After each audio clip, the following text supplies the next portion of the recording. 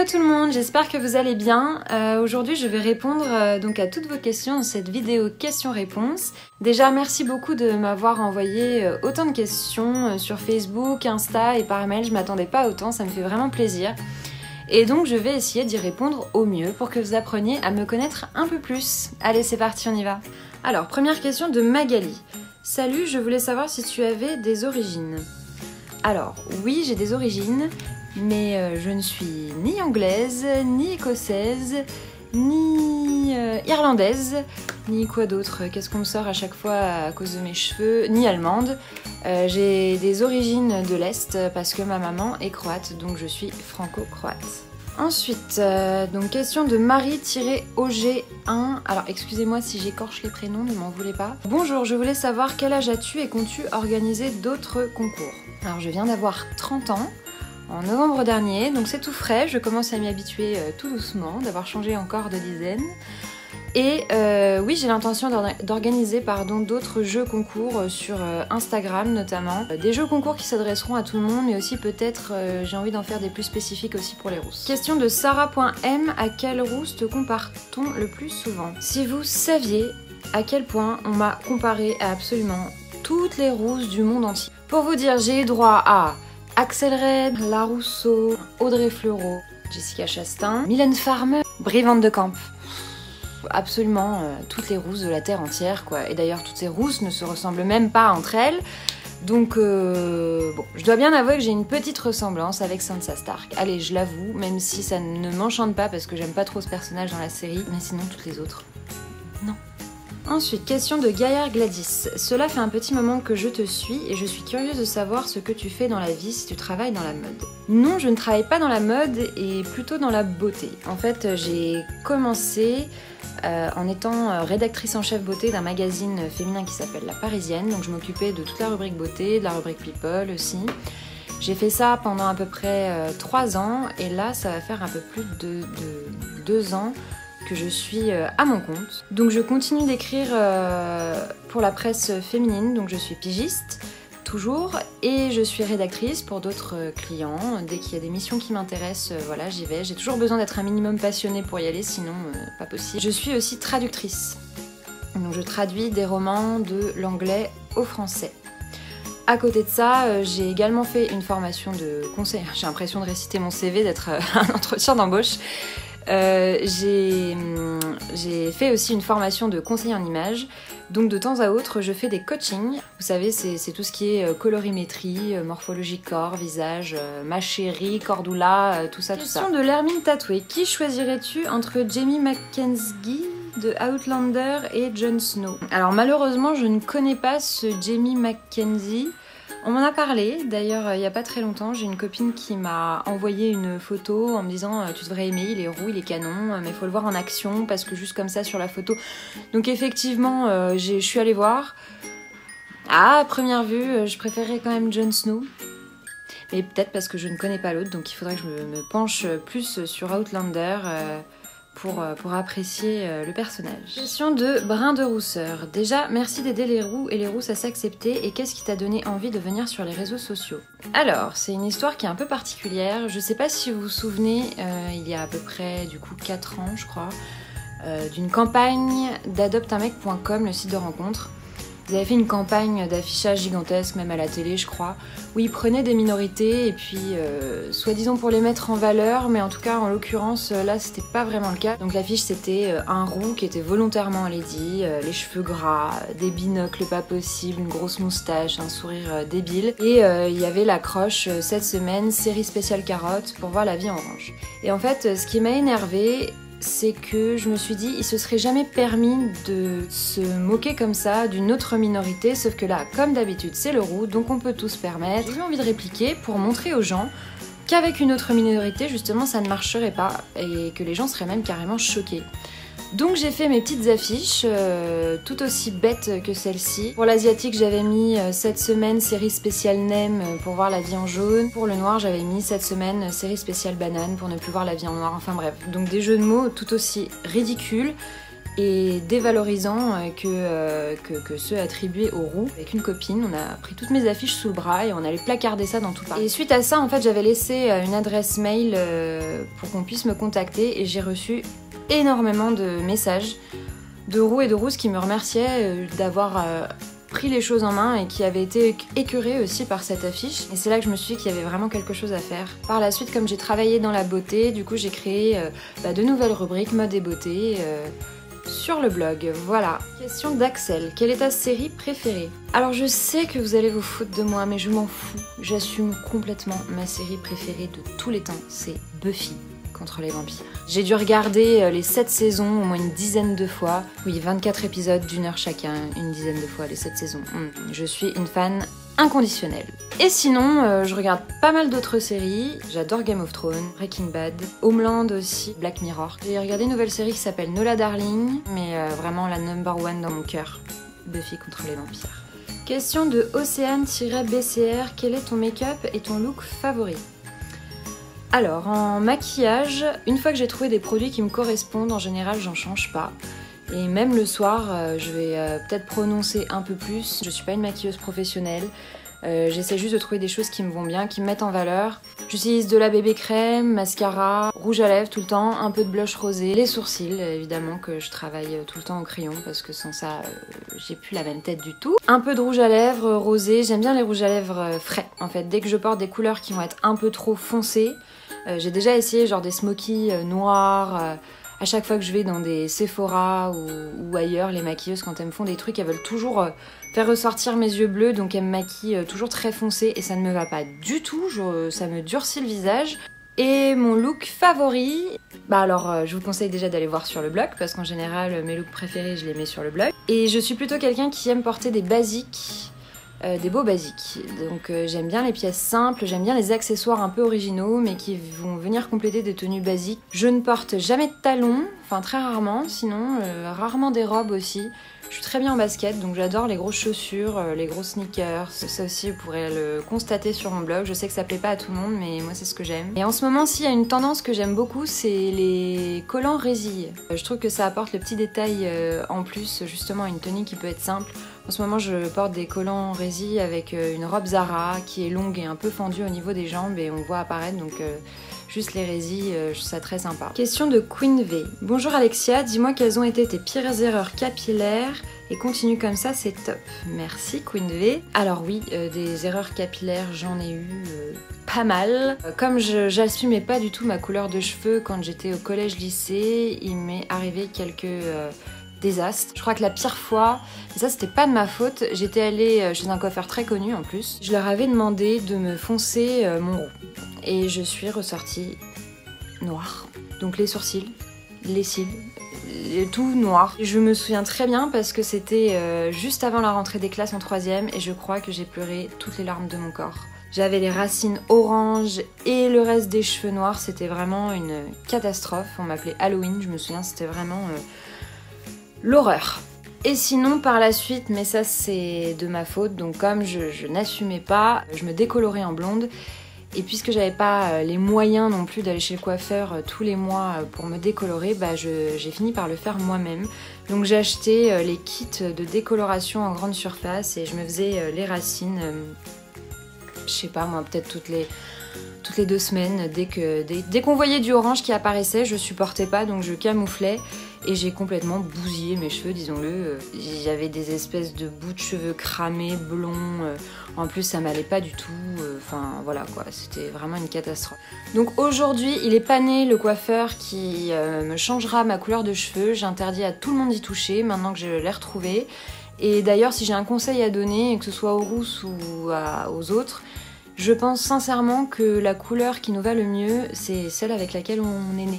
On a la carnation, la couleur des yeux, tout est un ensemble harmonieux normalement. Donc évidemment, intensifier une couleur parce qu'elle devient un peu terne ou camoufler des cheveux blancs qui commenceraient à apparaître, ça d'accord, mais changer radicalement de couleur de cheveux, je pense que c'est bien pour le fun, mais concrètement, je pense que la couleur qui nous va le mieux, c'est la couleur naturelle. Si jamais vous êtes en train de faire ou avez fait les mêmes erreurs que moi, de vous teindre parce que vous n'assumiez pas, Par pitié, revenez à votre couleur naturelle, c'est tellement plus joli. Question de Triscal712, quelles sont tes passions? Alors, mes passions, manger. Voilà, j'adore manger. Non, plus sérieusement, enfin si quand même, j'adore manger, mais plus sérieusement, l'écriture, d'ailleurs c'est pour ça que j'en ai fait mon métier. J'adore aller au cinéma, la mode et la beauté. J'aime chanter, jouer du piano. Et voilà, question de The Ginger Chloé. Combien de temps consacres-tu par semaine à tes réseaux? Et qu'est-ce que tu préfères chez toi? C'est un peu compliqué de répondre à ça parce que c'est assez irrégulier. Comme je suis à mon compte, j'ai pas une vie entre guillemets classique. Je suis pas configurée comme quelqu'un par exemple qui rentrerait du travail le soir, le vendredi, paf, le travail est terminé, il peut s'occuper d'autre chose et puis le week-end sert à ça aussi. Moi c'est pas comme ça, d'ailleurs je sais même pas quel jour on est aujourd'hui. Je peux avoir des moments où je vais être surchargée de travail et du coup ça me prend tous les week-ends, tous les soirs et j'ai pas le temps de consacrer du temps à mes réseaux. En gros, dès que j'ai le temps. Donc c'est pour ça que parfois vous allez me voir poster plein de choses d'un seul coup sur Insta ou sur Facebook ou sur le blog et puis tout à coup plus rien pendant 3 semaines. Je suis désolée, j'essaye un peu de faire en fonction du temps qu'il me reste en fonction de mon travail. Et ce que je préfère chez moi, c'est toujours plus facile de répondre dans le négatif qu'est-ce que j'aime pas chez moi. Là j'aurais pu dire plein de choses. Ce que je préfère chez moi, je pense que ce sont mes cheveux. La couleur, parce que la matière, la texture, c'est une catastrophe. Ils sont frisés mais pas vraiment, ni lisses. Bref, je suis toujours obligée de les raidir au lisseur. Et peut-être mes yeux. Question de Léa.bono. Qu'est-ce que tu n'as jamais fait et que tu rêverais de faire? Ouh là là, alors, plein de choses. Je pense que un de mes plus grands rêves serait d'arriver à écrire un livre, un roman.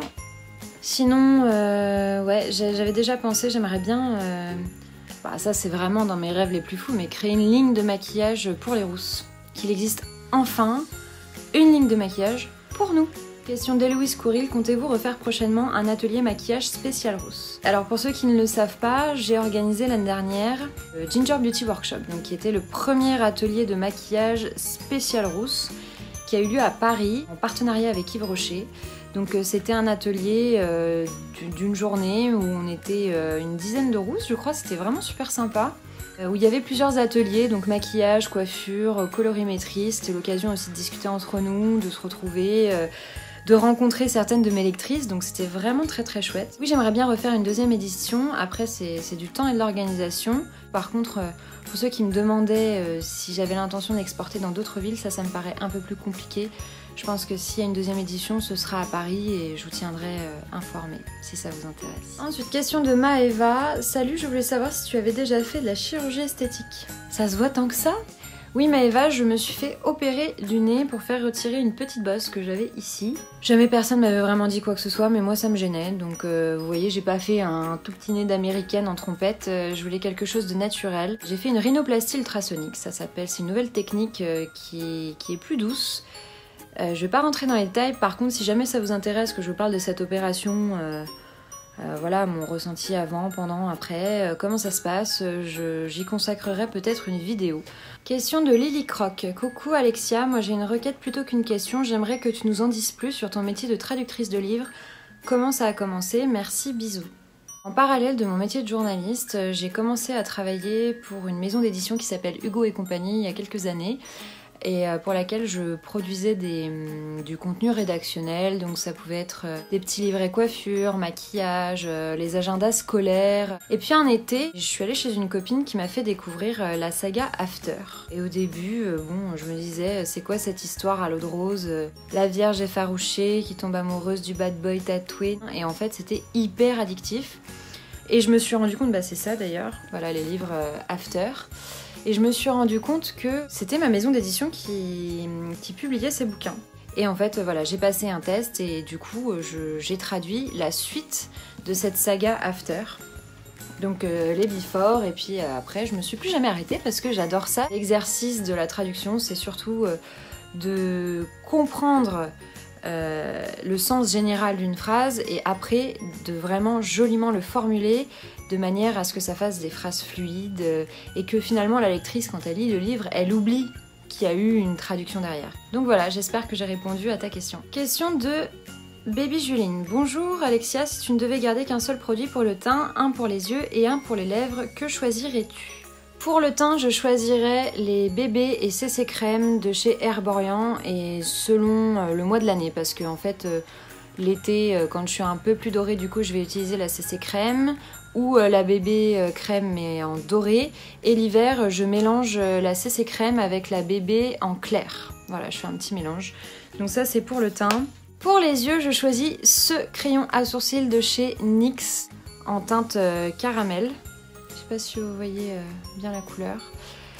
Tout simplement parce que j'ai galéré pour trouver un crayon à sourcils qui corresponde vraiment à ma couleur de cheveux, à ma couleur de peau, à tout qui aille bien, que ce soit harmonieux. Il coûte pas cher, il est vraiment juste canon.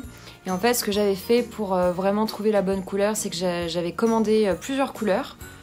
4 ou 5 et je les ai tous essayés. Et honnêtement, je peux vous dire qu'il n'y a pas une seule autre couleur qui se rapproche autant de la mienne naturelle comme ça dans toutes les autres marques. Et pour les lèvres, je garderai ce rouge à lèvres de chez Lancôme qui est rosé. C'est celui que je porte là, donc vous voyez, une fois que c'est porté, c'est un peu moins flashy. En teinte, c'est la teinte 367 bouquet final, l'absolu rouge de chez Lancôme. Question de Pistou Piu Piu. Quelle est ta routine beauté matin et soir et quels sont tes produits cosmétiques chouchou? Le soir, je me démaquille avec l'eau micellaire hydratante Diadermine. Coton, tac tac, je me démaquille la peau avec ça parce que j'ai une peau assez sensible et je trouve qu'elle ne m'irrite pas la peau. J'utilise aussi en ce moment la crème Aqualia Thermal de Vichy qui est hyper hydratante. Elle est bleue à l'intérieur comme ça, elle sent super bon, elle est fraîche et tout. De toute façon en ce moment on est en plein hiver et ma peau est complètement déshydratée. Du coup j'ai acheté, histoire de me faire une petite routine réhydratante, les produits Aven. Donc un sérum réhydratant et la crème hydratante. Donc c'est de la gamme Hydrance, Optimale et Intense. Voilà. Ce sérum je le mets matin et soir et ça juste le matin avant de me maquiller. Et en ce qui concerne mes produits chouchous, j'en ai un en particulier que j'adore, j'en suis complètement dingue parce que tout simplement c'est une tuerie, c'est le masque à la rose de Fresh. C'est comme une gelée, bon comme ça n'a pas l'air très appétissant mais je sais pas si vous voyez, c'est comme une gelée avec des vrais pétales de rose à l'intérieur. Et en fait c'est un masque que j'utilise de temps en temps quand j'ai envie d'avoir vraiment un super teint glowy. Je vais me faire un petit gommage avant et je laisse appliquer, c'est une gelée qui est hyper agréable, en plus elle sent hyper bon la rose. Donc je la laisse appliquer sur le visage quelques minutes, après je rince à l'eau chaude et voilà. Honnêtement c'est le seul produit soin pour le visage où je peux remarquer une vraie différence. Question de Michael Fellonard, comment voyez-vous l'avenir d'Alerte Rousse pour 2018 ? Eh bien, j'aimerais avoir plus de temps à consacrer au blog et aux réseaux sociaux. Je vais vraiment essayer de faire en sorte de me dégager du temps.